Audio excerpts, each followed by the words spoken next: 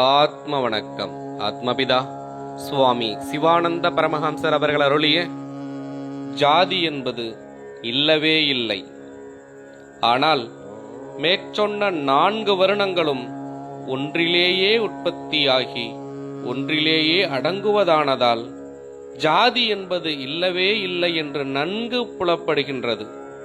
அதனால் 4 ஜாதிகள் கிடையாது.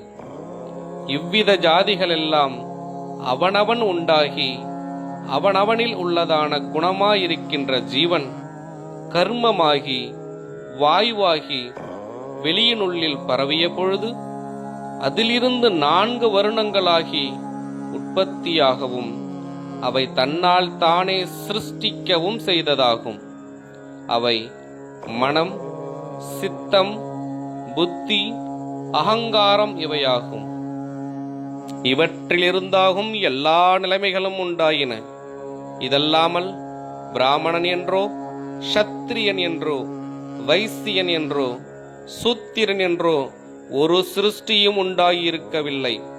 இவ்விதம் எல்லா சிருஷ்டிகளும் தன்னுடைய சக்தி வெளியினுள்ளில் பரவிய பொழுது அதிலிருந்து உண்டாகி தன்னை தான் அறியாமல் அந்தகாரத்தில் அகப்பட்டு போனதாகும். எப்பொழுது தன்னைத்தான் அறிகிறோமோ அப்பொழுது மற்றொன்றில்லை. தன்னைத்தான் அறிய வேண்டுமென்றால் மற்றுள்ள தன்னுடைய பிராந்த விருத்திகள், அதாவது பைத்திய செயல்களை விட்டு தன்னுடைய சக்தி தன்னில் தானே லயிக்க வேண்டும். அப்பொழுது தன்னைத்தான் அறியலாம்.